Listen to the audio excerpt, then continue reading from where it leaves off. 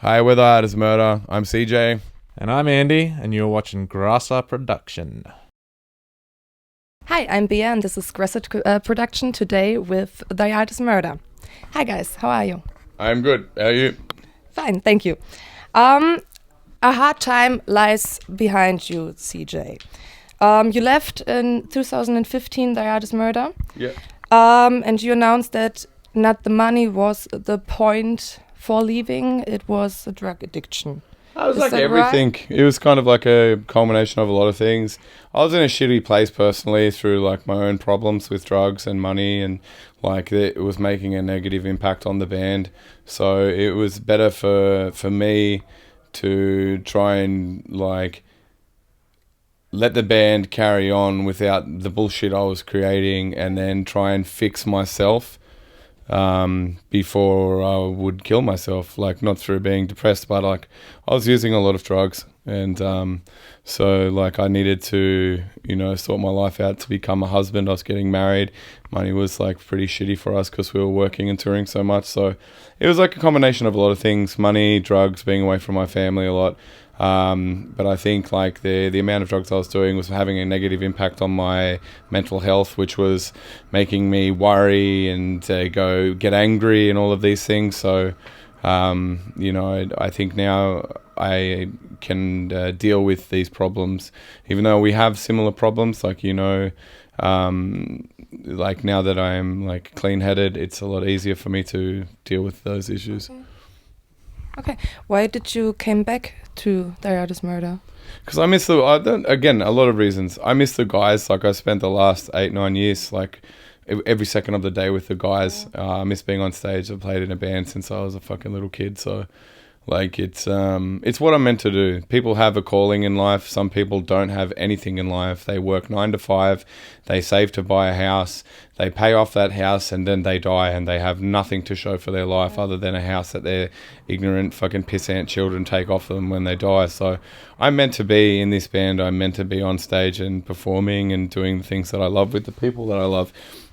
So I contacted, I spoke to Sean for a few days, and then I spoke to Andy here, and then slowly we rebuilt the friendship and figured out a way that would work for me to come back and a way for them to have me back. So it was like a joint effort to bring me back. I wanted to be back with them. They wanted me back, and they just had to be cautious because like I was in a very volatile like part of my life before I left, which was, like I said, making a negative impact for the rest of the guys.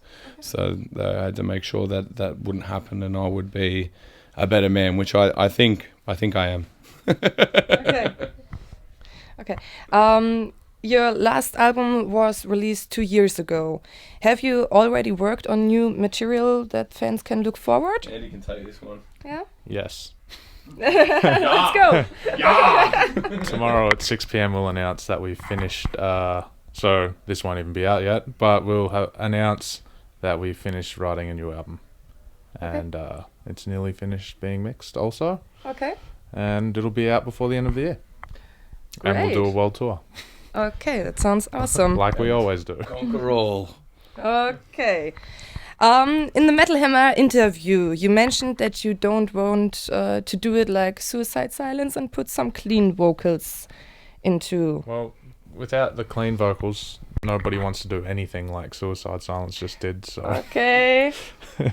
yeah, no, we won't be doing it like Suicide. We'll be writing a record that's amazing and brilliant in every aspect of being in a heavy band. Yeah. I think the album, again, like I respect what Suicide Silence tried to do and tried to do something a bit different for the scene and themselves and keep it a little bit different. But obviously it has had a very negative impact on their careers, and their band now will suffer for the rest of their existence. But with us, we are trying to do a similar thing into not just to leave the scene of deathcore, but to take charge of a scene of style of music and elevate it into a more mature and a better aesthetic for mature aged people that are, I think deathcore is, it kind of leaves a bad taste in my mouth when I say the word and to say that I'm involved in it, because I feel that we are much more than just a deathcore band. Okay.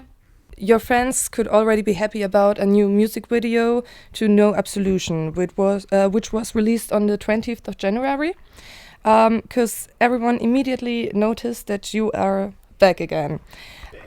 Back. What message would you like to bring closer to the world with this title, and why did you choose such simple concept for the video?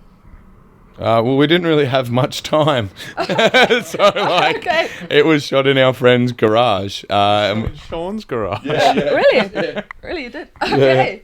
We didn't really have much time, and we wanted to like let the music speak for itself. Okay. I think a lot of people spend a lot of time and money on making these elaborate video clips for a song that's not very good, and I think a lot of people make that mistake. For us, like it was Andy's idea here to just keep it extremely simple, and the focus would be on me coming back and the music. We didn't really need any other visual stimuli. The whole idea of it is to go, who's this guy? Who's this guy? Oh my God, it's CJ, and this song's brutal. So, we just wanted to do something, and No Absolution, we didn't have to do that. We didn't have to even release a song. When we spoke about me coming back, it was Andy's idea to say, look, how's about we like record this song, and when you come back, we give the fans like, a song, just give it to them. Like, here's the new song. Like, we don't have the time and the assets to do a whole record for you at the moment, but bear with us, and here's just a song for like being patient and waiting, because I feel that a lot of bands these days are just pumping out records like once every year. They're like, yeah, we need to do a new record, and I think the quality of records that are coming out from these bands is shit. And I think with us, we would rather take more time to digest the music that we have written and that we're constantly playing around the world, and then release a record when we are ready to release a record. I think we do things a lot differently to other bands, and I think this is the reason why we're more successful than these bands. Okay. When we are talking about your current album, Holy War of 2015, it's really hateful and very gloomy. What intention is behind this album, and how hard is it for you to deal with the happenings in the past at this moment? Maybe we stop the question. I don't know, like, Marshy, like, there's not like one overlying subject in Holy War. There we touch on a few different topics as well, so I guess the overall relevance would be it's irrelevant in modern day society of everything that's happening, except for like fucking the Leyden song, Child of Sorrow.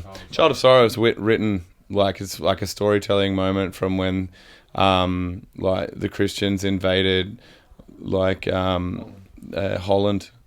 My wife's name is Leyden, and German means suffering.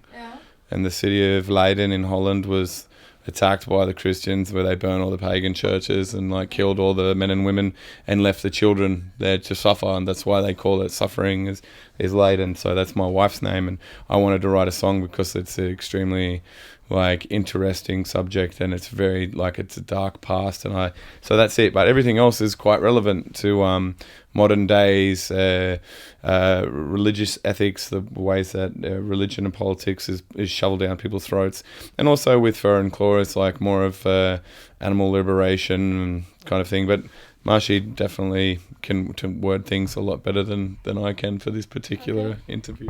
He did a pretty good job. Okay. 2 years ago, I would have been very different. So, yeah. No, the album Holy War isn't about it being like having a jihad, like, well, because that is a holy war, I guess. It was a war on things that are holy, like a holy war, like a war against holiness. So we targeted various political ideologies, various religious ideologies, Islam, Judaism, Christianity, which are like the Abrahamic religions that have dominated the entire Western world and the Middle East and pretty much everywhere. And we don't like them, and we don't like the influence and the dogma and the suppression of education. So the songs and the record kind of really tackle those topics. Okay, to the album Holy War, you also released a music video, Holy War, in 2015, and it has more than 3 million views on YouTube meanwhile.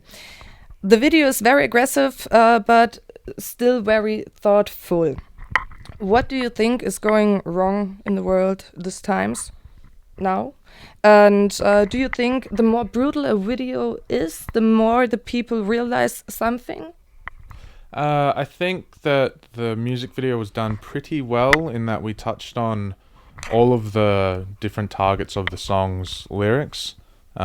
Christians, Jews, Muslims. And we weren't really targeting one particular religion. And various people of those religions came forward and commented on the YouTube video. If you go and check the comments, you can see that a lot of them really support the message because they see the bastardization of their faith or their practice for, you know, extremist plots and various political motivations. So I think it was really effective in that regard. Okay. Then let's talk a little bit about this tour. Who organized this awesome tour and how perfect fits the lineup? It's like Andy and Avocado. Okay. Organized the tour. So, going back to Christians again, there's this Christian band called For Today, who I kind of used to hate, but now one of my closest friends is the guitar player from that band, and they broke up. His name's Ryan. And we always talked about like how funny it would be if our bands toured together because I'd been quite outspoken about my hatred for his band in the past and their lyrical content. Okay. And we made a joke that, you know, it'd be funny to do a co-headlining tour together and call it the Heaven and Hell Tour, and it'd shock a lot of people. Yeah. And they broke up a few months ago, so we couldn't do it with them. Okay. So we decided to do it with Being as an Ocean, who are not really a Christian. They're like a half a Christian band. Yeah. So came up with the idea years ago to have a tour called Heaven and Hell, and then put it to Marco at Avocado, and we made it happen. Great. So obviously Miss May I's one of the other Hell bands, Okay. even though they're not that brutal. Okay. Something that not happens every day. You guys played the Impericon Festival as well, and there was a live stream of your band, of There Is Murder. How was it for you at the festival, and were you flashed? Was I flashed? Of the festival and the crowd and the live stream and everything? I think so. Blown away, maybe. I think she means. Yeah, I was impressed. Like it was sick. It was like the first time back in Europe again, and it was 11,000 real excited Germans. So our signing was ridiculous. The fans came out in full force for us. We had probably the craziest show of the day, other than Parkway Drive. Obviously, you can't compete with Parkway, but I think without sounding arrogant about the whole thing, I think our set was the second best set of the day. Just due to the crowd's participation and how vocal they were and the energy that the crowd was showing to us. It was awesome. Like I went crazy halfway through the set because I feed off the crowd, so I went full retard, and you never go full retard, but I did because the crowd was so crazy and so vocal that I don't know, the energy overtook me and possessed me, I guess. So it was great. It was a great feeling to have so many other amazing bands there and were watching us and were complimenting us, and the people from Empiricon and Avocado were blown away. So it's for us that was like a very a special day for us, and I think it's something that will help us in the future for people to recognize like the way that our band is moving forward through all of the things that we've been through together and through the issues that I put on the band as well. It's, you know, out of something that was a kind of like a tragedy, like we can still come out on top, you know. So I think everything is moving forward well for us as long as you know, I stay motivated and headstrong. I think, you know, we can pretty much take over everything now. I saw you guys in Leipzig as well. It was awesome. It was great. Really awesome. How would you guys describe the true deathcore, and what is a no-go in this genre? I really don't know, and to be honest, I really don't care. We're not writing. We don't go to a studio and sit down and say, okay, what kind of things are deathcore? Like, we are just doing what we want to do. If for one day we do a record and it comes out sounding like a hip hop record, that's what'll happen. Like, We just are concentrating on us. We don't concentrate on anybody else or whatever they're doing, good or bad. We don't choose to take stylistic approaches and go, okay, this is really cool at the moment, we should do this. Or, you know, what sums up deathcore? Fast riffs with blast beats and breakdowns. Okay, let's just do that. That's not the way we do things. Andy and Sean, both of our guitarists, you know, sit down collectively and write songs together, and Sean writes the drums for Lee, and then Lee will change them to make it, you know, cooler for him to play, or to have a little bit of spontaneity in his fills, or something creative like this. And then me and Andy and our producer do the vocals and the lyrics together. So I think we work a little bit differently to most bands. But yeah, it's hard to say. You know, I think everybody has a certain way of writing things, and we're no exception to that as well. We just have our own way of doing things. I think our new record will be far more, would you say more like traditional death metal rather than deathcore? Yeah, darker in mood as well. Okay. More mature, encompasses a lot more influences, I think, and we focused on making great songs. Okay. Rather than just making the coolest sections, we really focused on putting the songs together well. I think we really finally got there with some of the songs and developing our style with how the vocals and the music are together. All right. And they work better together than they have before for us. So that was really encouraging. Let's talk again the last time about the tour, the Heaven and Hell tour. On Instagram, we already could read from some of you guys that it's a pity when this tour is over. Are you guys happy about the lineup, and is this tour special for you? And are you really sad about it when it's over? 100%. Like, it's, you know, most tours, you tour with bands that you don't know. First week or two, you're getting to, like, learn and like, meet everybody. But on this tour, we knew, like, a couple of the guys from Being as the Ocean. We were already really good friends with Miss May I. So from day one, it was easy, you know. We only really had to meet a couple of guys from Being as an Ocean and the guys from Casey. Everyone's super relaxed and chill. There's no egos in any of the bands. Everyone's really open and friendly, and everyone has the same sort of mindset and vibe on certain things. So it was great. And I think which is special about this tour is this tour would never happen. Like, the other three bands that are on this tour are a lot softer in style.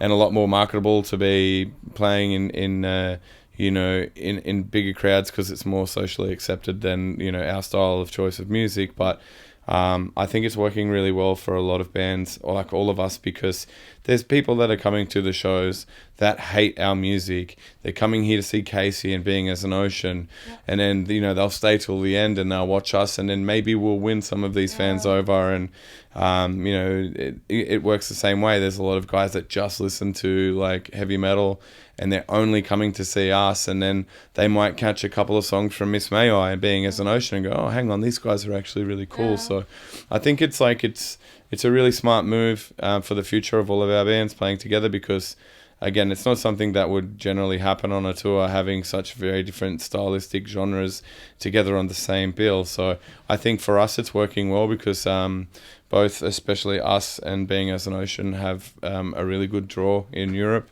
And Miss May I have been around for a long time and haven't done too much touring in Europe, but they do have a strong fan base here. And Casey, a young band coming out of England, who I really, really, really like. I'm actually buying their CD and their shirt today. Okay. And yeah, so I think, you know, I think it's a really cool tour, and everyone's, you know, I haven't found like the idiot on tour yet, which makes me worried, because maybe I'm the idiot. I'm not sure. Okay. Besides that touring, what do you guys do in your free time when you are not on tour? Well, me and Andy are kind of workhorses. I'll let Andy speak for himself, but he works a lot. I work as well. I have like 3 jobs. Okay. So, you know, the last year and a half I've been working my ass off at home. So I'll go home and have 5 days off, and then work 6 days a week. Okay. For 2 months until I'm a stonemason. I do all like tops and kitchens and bathrooms with my family, very hard. And then I run a podcast and a radio station back home, and also have my own clothing line, Evil Soul. Okay. And so everything kind of keeps me really busy. And I'm married. I have to look after my wife and my family-in-law and my dogs and my fish. And Marshy is a band manager extraordinaire, soon to be record label owner, executive. So, and he's a father. So I'll let you hand this Rode microphone over to Andy Marsh. I just drink a lot of coffee and walk a lot. Okay. With which band would you like to go on tour and or work together? Gojira. Behemoth.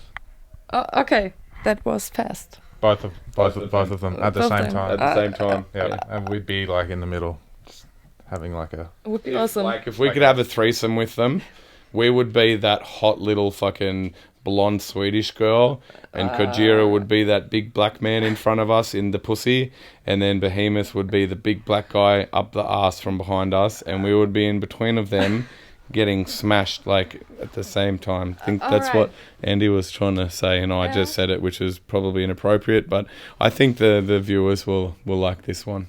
Sounds awesome. Yeah. Really awesome. Okay. Describe what is the difference between shows in Australian and to German or American shows, and is there a difference in the behavior of the audience and in the fans? Definitely is. For some reason, Europeans and Americans, like, the shows are bigger and better for us. I think the style of music, heavy music, is more acceptable in Europe and America, where Australia is such a big country, but we have such a small population. So to get a smaller population out of that tiny population of people that would be interested in heavy music is quite hard. But yeah, I don't know, it's more of an acceptance thing. I feel that Europeans are like really stoked. Like, they think that, you know, they look at us like we're Slipknot or something. Like, you know, they just think, oh my God, that's the band. Like, and it's cool. It really is cool to have so much like love and that from the fans here. And I can't say why. I don't know. Maybe it's because we're foreign and people back home that's like, oh, these guys, you know, they're from Sydney. You know, so I think we don't have that wow factor in Australia anymore, because we're just like everyone else at home. You know, so I think that may be it. I can't answer it properly. I'm not sure. What do you guys have planned for 2017? We plan on playing 3 more shows in Europe, a part of the Heaven and Hell tour and the Empiricon.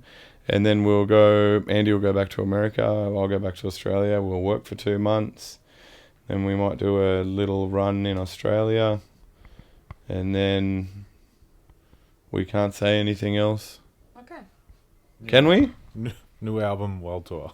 World Okay. tour, pretty New much, album, world tour. Yep. Okay. It's just hard to, like, we don't know what we can say and what we can't at times. But yeah, now we can say it. So, New record, world tour, selling out venues, destroying venues, and getting the band to grow as much as possible. And the next, all the bands that we're touring with for the world tour after the new record comes out are all friends of ours and are all bands that we really like and respect. So I think it'll be really cool for the next 12 to 18 months for us. Cool. Well, that sounds awesome. And so thank you for the interview. It was a pleasure to meet you. Thank you. And too. goodbye. Ciao.